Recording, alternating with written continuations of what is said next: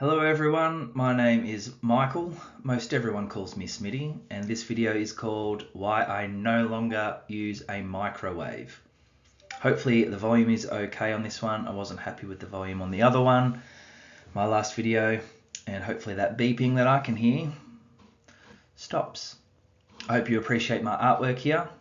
It's from a movie, and I can't remember what the movie was called. Anyway, in this video, I'm going to explain why I no longer use a microwave, and I'm making it to maybe send to people that ask me about it. It was fun for me to revisit why I made this choice quite a few years ago and go over it. I'm not going to go into things like microwaves gives you cancer, microwaves cause cancer, microwaves cause autism, all this type of stuff that maybe if you looked online, scare tactics and things like that, where there can be some plausible or things that sound plausible, some evidence you could say, but it's more just associations like 99% of people with cancer have ever used a microwave, therefore they can draw some conclusions. I'm not going to be going into any fear tactics or anything like that about what a microwave does to you. I don't like them, I don't use them. I'm going to explain why, and I really do believe if you were to take on my beliefs on this, I really think you're going to be a happier, healthier individual. So without further ado, let's get into it. Okay, so it has been 3 years or more since I stopped using a microwave. Have not used one once. So I've got some pictures of me back then. I was extremely lean. 3 years ago, I was eating actually a 90% raw diet. I gave that a go. I did that for a few months. Like over the period of a year, I ate quite a lot of raw food. And there was a period of 2 to 3 months where I really did eat like 80 to 90% raw. So a lot of smoothies, a lot of juices, a lot of salads, and then like one cooked meal a day, which I just have cooked meat. I felt really great. Honestly, if anyone wanted to try this, I was all about it. It's definitely not a long-term approach. I lost a lot of weight. I felt fantastic.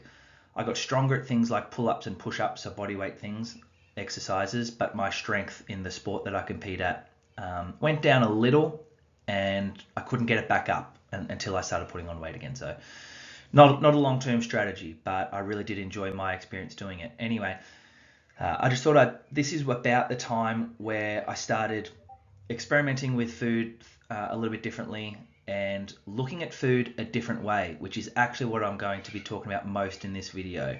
I think it's safe to change slides, but I thought I would just share that that's where the journey began for me to stop using the microwave. So if anyone has tried a raw diet or has looked into those beliefs, you might be aware of this kind of thing already. Cooking food changes the energetic properties of what you are eating. In particular, it changes the light. And I'm going to be speaking about light and water a lot in this video. So we've got here some infographics. I'm so skeptical that I don't even know if this is real, but I had the belief, and I still have the belief, that this type of stuff is real. So a cooked tomato gives off a different vibration, gives off different information, gives off a different resonance to when it's in its raw state. Same with broccoli, same with all foods. Now you could make great arguments and look into sometimes is cooked better, and that's absolutely fantastic. Some fruits and veggies and meats and things might be better raw for this reason, cooked for this reason. If you're ill, this is good. There's just no black or white, right or wrong. That's where I am now. Back when I was trying this, I really had the belief, well, I was experimenting, which gave me the beliefs, that raw foods could be better. When we change a food, I'm struggling today, guys. When we change a food from its natural, original state, we change the light. Okay, so there's light in these foods. They're called biophotons, and in that is the nutrients, the life, and the information, because all food should have once been alive in some way. Animals were alive. This tomato was alive. Things that were on the tree were alive. From the ground, they were alive. Things in packaged form, if they're using ingredients like milk and cream and butter, then it was still once a part of a live animal. So we've got foods that it moves further and further down the line, and they can still have great benefits.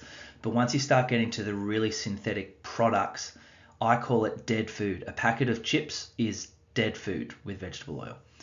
Back to what I was saying, this includes cooking the food, freezing, and microwaving. Freezing changes the structure. Cooking changes the structure. So it doesn't mean, I'm not saying cooking's all bad, freezing's all bad. I also haven't eaten frozen food in the same amount of time. Now what happens is, guys, the stored sun energy finds its way into our cells via the food in the form of minute particles of light. These light particles are called biophotons, which are the smallest physical units of light. So that was just stolen from Google or an article, right? That's what biophotons are. They're a real thing. So the more of them you can get, the more life and light you will feel better. That's something that I haven't changed my mind on, even though I eat more cooked food now. This is still something that I really do believe. So that's why some vegetable juices, fruit juices, some raw meat can be really helpful. I still think it'd be a great way to live. I just don't enjoy it. But if I ever got ill or was taking care of someone that really wanted to heal really fast, I would still lean towards more foods coming in their raw form. So this slide here is just expanding on what I just said. Probably should have flicked over to this one first. I haven't practiced this presentation. Very sorry. But this presentation really is based a lot on my beliefs. I could argue against a lot of my beliefs. I know the people that I would go to, the influencers and YouTube people that I would go to get opposite thoughts to this. But I have my beliefs and I'm really happy with them. I would change them if I was presented with something different. I'm not religious about these, but I didn't choose these.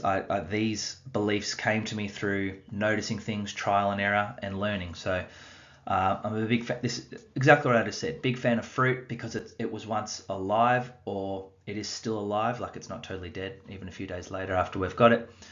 The light and life, juiced vegetables, animal foods which have lived out in the sun. They have eaten the fruit and veg that we're consuming sometimes.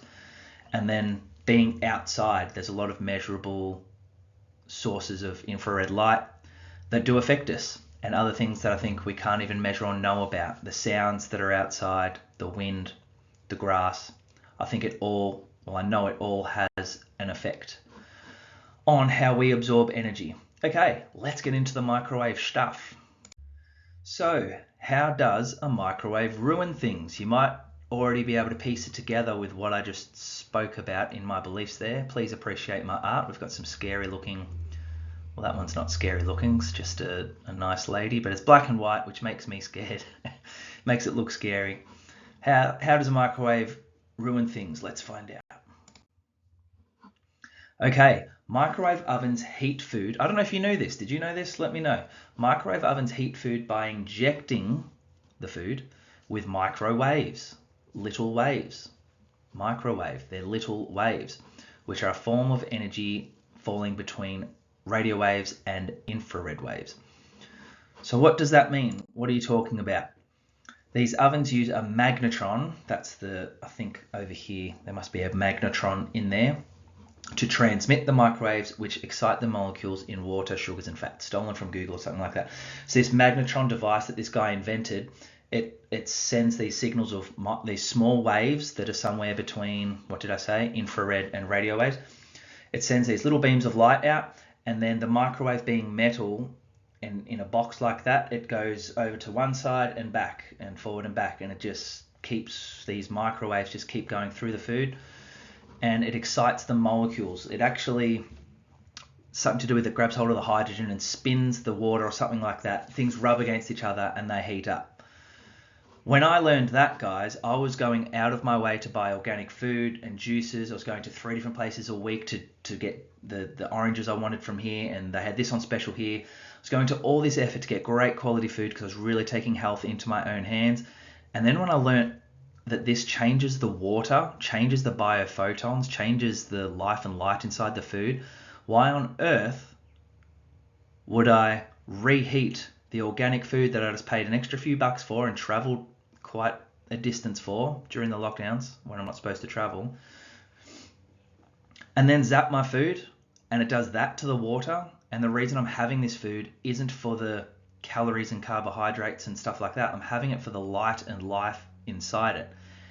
And now I'm getting the water to rotate and rub and have these, what's the word that it uses? Inject.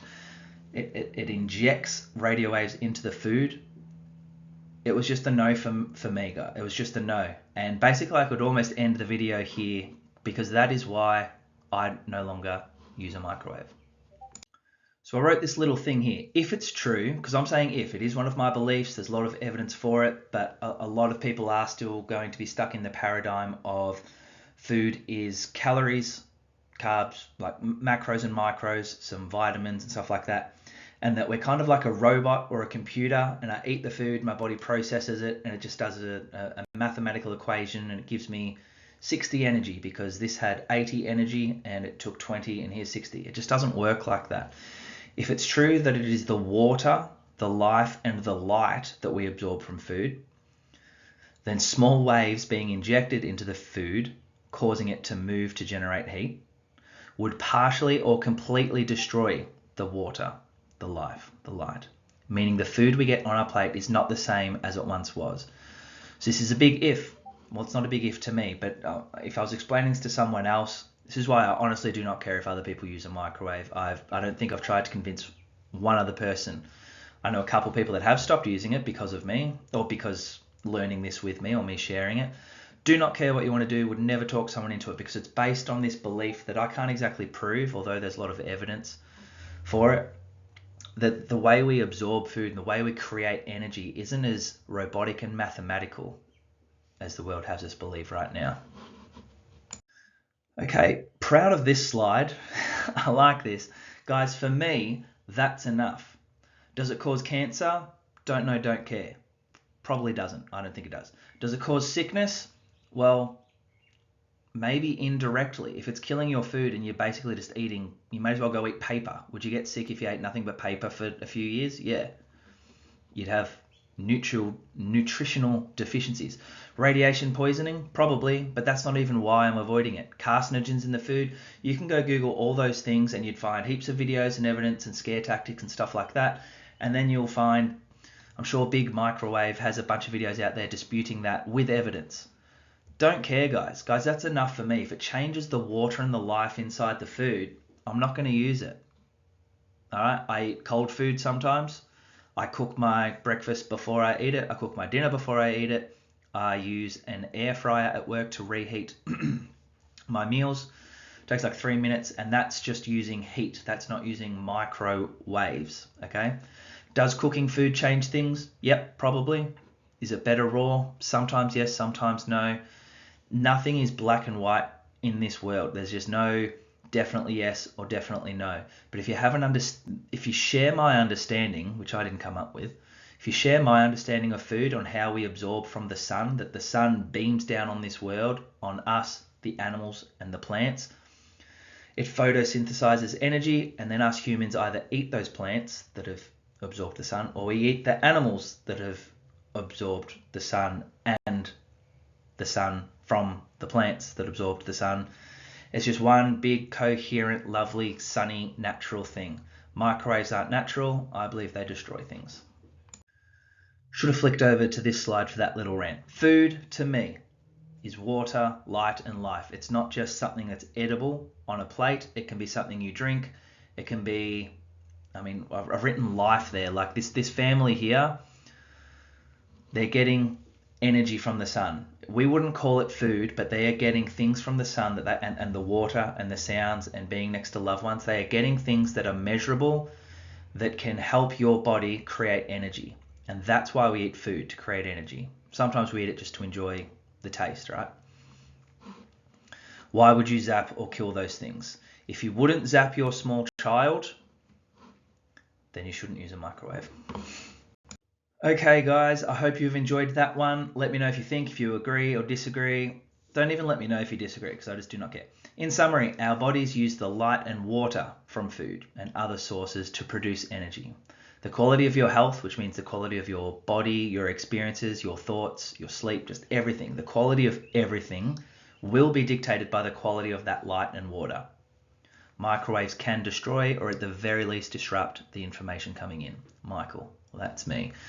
I hope that's been interesting for you.